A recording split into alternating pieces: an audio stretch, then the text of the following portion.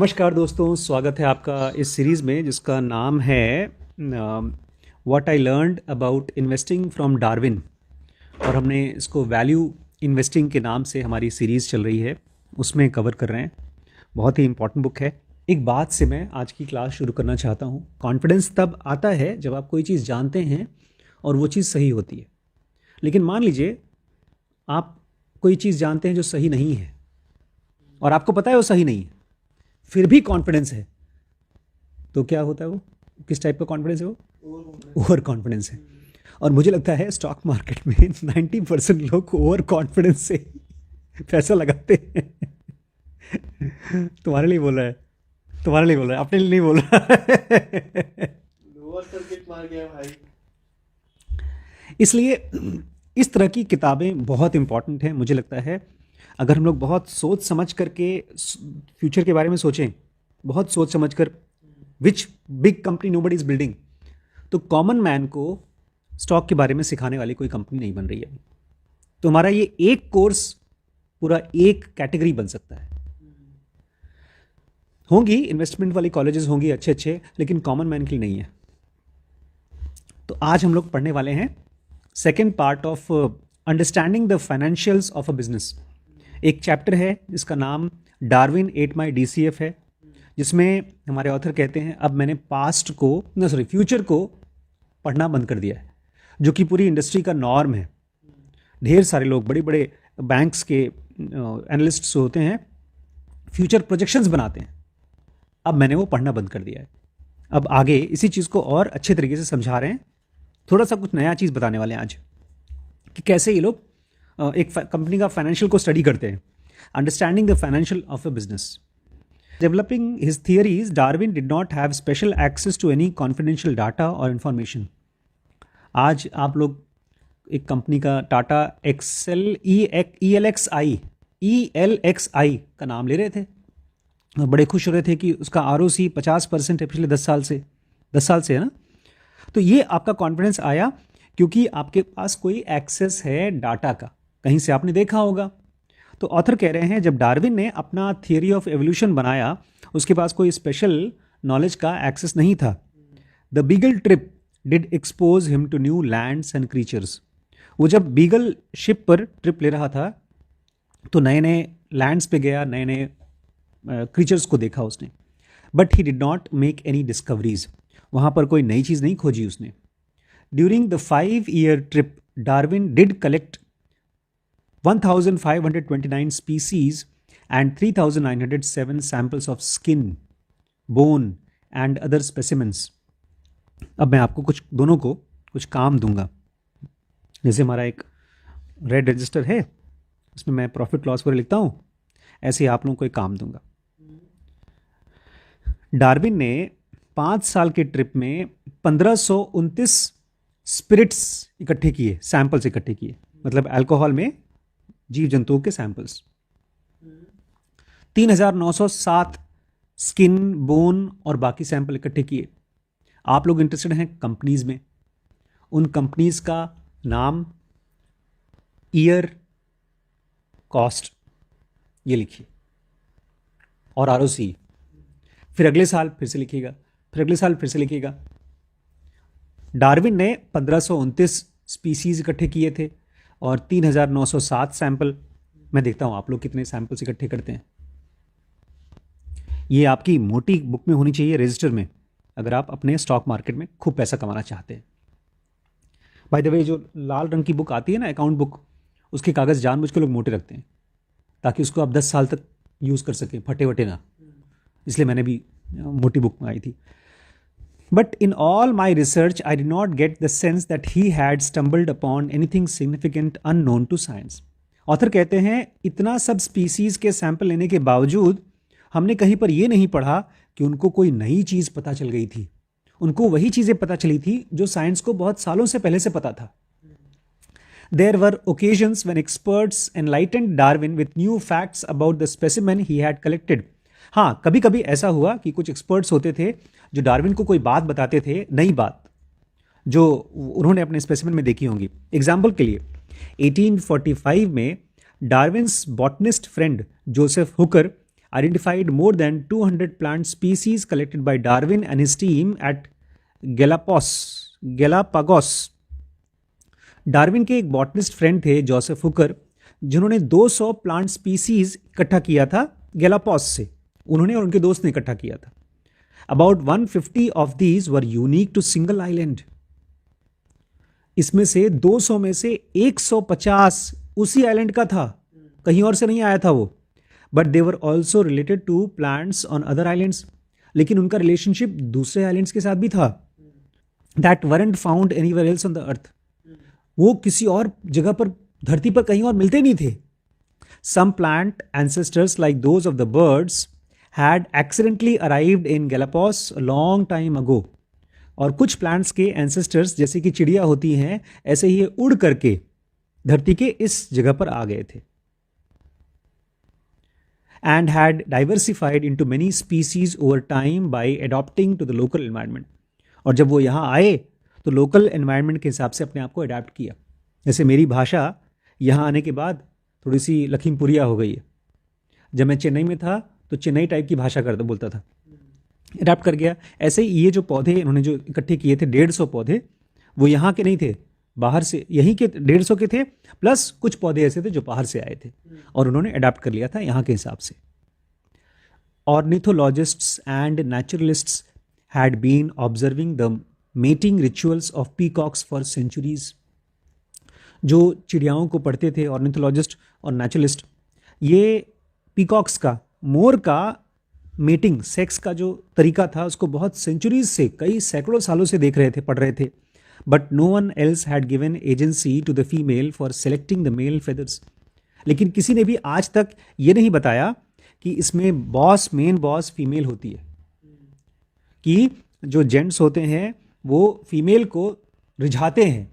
हमको आज तक क्या लगता था आदमियों को, कि लड़कियां लिपस्टिक लगाती हैं, मेकअप करती हैं तो आदमियों को रिझाती होंगी, और ऐसे ही सभी सिस्टम में होगा। लेकिन यहां पर पहली बार डार्विन ने ये बात बताई, ये चीज उसके दिमाग में आया।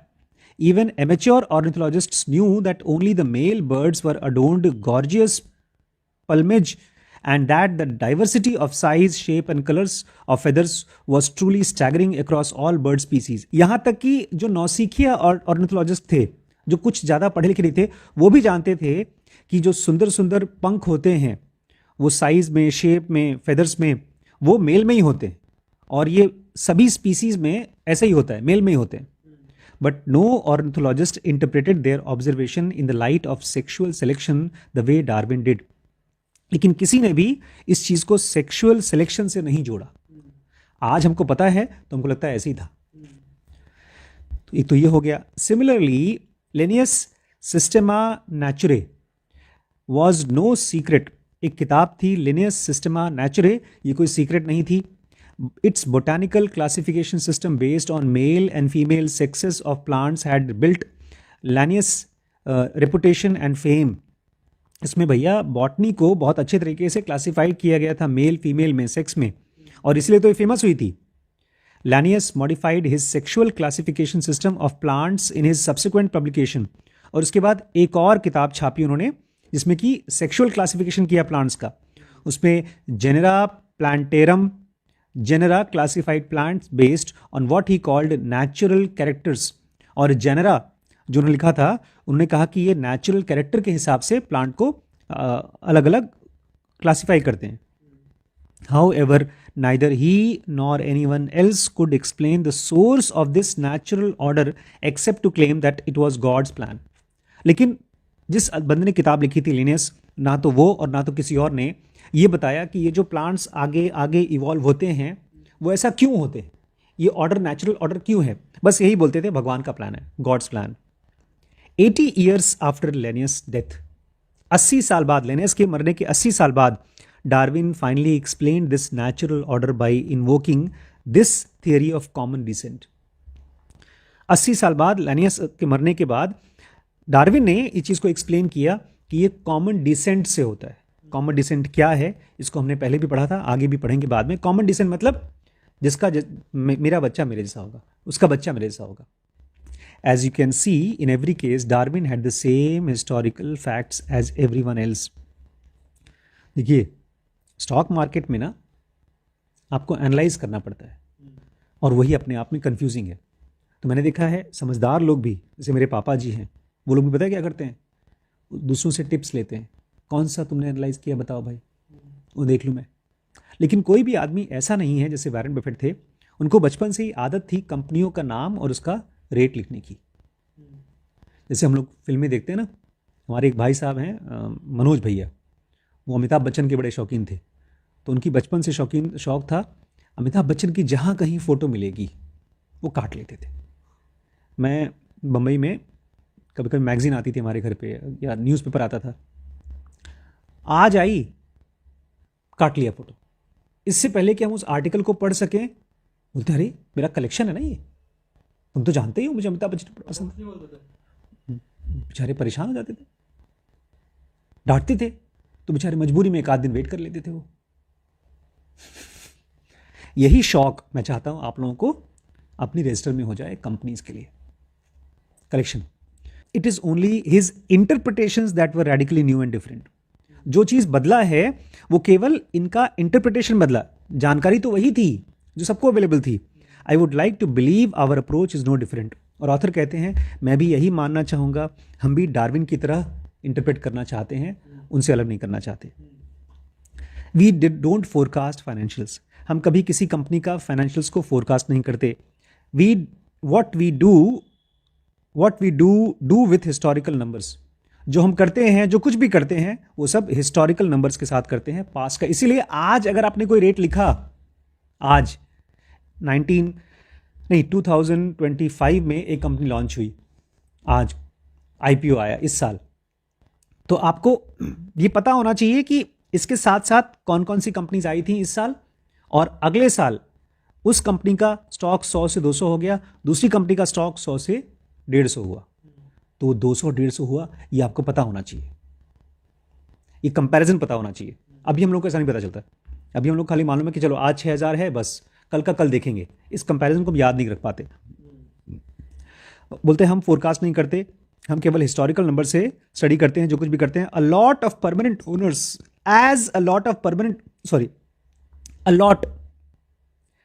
permanent owners we are incredibly paranoid about financial performance of our business। अच्छा, ये भी नई चीज मैंने पढ़ी इनसे, इसके पहले कोई आदमी ऐसी बात नहीं करता था, मेरे पापा भी नहीं। पापा कितने साल हो गए, 20 साल तो पहले थे, 30-35 साल हो गए स्टॉक के साथ काम करते हुए, लेकिन पापा कभी ये नहीं बोले कि मैं स्टॉक्स का परमानेंट ओनर हूं। वो बोलते थे खरीदना है और बेच देना यार, मोह नहीं रखना चाहिए। जमीनों के साथ वो रखते हैं कि बेच देना चाहिए, लेकिन फिर भी वो उसके परमानेंट ओनर हैं। यहां पर उल्टा है, ये कहते हैं हम स्टॉक्स के परमानेंट ओनर्स हैं, इसीलिए हम किसी भी कंपनी का फाइनेंशियल परफॉर्मेंस बहुत पागल की तरह देखते हैं, पैरानॉइड कर देखते हैं। So here is the way we use historical financials to assess our portfolio companies. तो आइए हम आपको बताते हैं कि किसी भी कंपनी का हम फाइनेंशियल परफॉर्मेंस कैसे एसेस करते हैं। Let me take example of Berger Paints. आइए हम आपको बर्जर पेंट्स का एग्जाम्पल लेके बताते हैं। India second largest paint business, India का सेकेंड सबसे बड़ा पेंट का बिजनेस है। We have owned Berger since 2008, हमारे पास बर्जर पेंट 2008 से है। When Berger declares its quarterly results, we perform two broad historical analysis। जब भी बर्जर अपना क्वार्टरली रिजल्ट्स बताता है तो हम उसमें दो हिस्टोरिकल एनालिसिस करते हैं। सबसे पहला है एब्सोल्यूट, दूसरा है relative. For example, Y has revenue growth declined to 10% over the past year compare to its longer term average 15-16%। मान लीजिए उसने कहा कि इस क्वार्टर में तो हमारा 10% ही ग्रो हुआ, तो हम पूछते हैं कि पिछले क्वार्टर में तो 15% हुआ था, 16% हुआ था, इस क्वार्टर में क्या प्रॉब्लम हो गई। What could be the reason of high margin for third year in row, और तीसरे साल में इनका हाई मार्जिन क्यों है। Has the company started spending less than usual on the sales and marketing, क्या ऐसा तो नहीं है। आप बोलेंगे हमारा मार्जिन बहुत ज़्यादा है, बहुत प्रॉफिट बचा है, हाँ 10% हमने रेवेन्यू कमाया, प्रॉफिट आया, लेकिन मार्जिन बहुत ज़्यादा है। तो हम पूछेंगे भैया कहीं ऐसा तो नहीं सेल्स और मार्केटिंग में पैसा कम खर्च कर रहे हो, तो तुम्हारा मार्जिन कम हो रहा है क्योंकि रेवेन्यू कम हो रहा है। What else has led a significant decline in receivables in this quarter, और कौन कौन सी चीज़ है जिसकी वजह से इनका रिसीवेबल्स कम रहा इस क्वार्टर में? Is the capital expenditure over the past year higher than usual? और क्या इन्होंने जो कैपिटल खर्च किया पिछले साल से वो इस साल ज़्यादा था? What has driven the increase in ROC over the last 2 years versus the 5 years back? आज हम लोग बड़े खुश हो रहे हैं कि इस कंपनी का ROC बड़ा है, लेकिन वो कौन सी चीज़ है जिसकी वजह से ROC इस साल पिछले 2 साल से बढ़ा हुआ है जबकि पिछले 5 साल से नहीं बढ़ा हुआ था इतना? ये सब चीज़ें हम पूछते हैं। ये तो हो गया एब्सोल्यूट। क्या हो गया? एब्सोल्यूट। क्या हो गया अमन जी? एब्सोल्यूट। अब सुनिए, we don't stop at analysing Berger results in the context of long term history. हम केवल बर्जर का इतिहास से पढ़ाई करते हैं ऐसा नहीं है।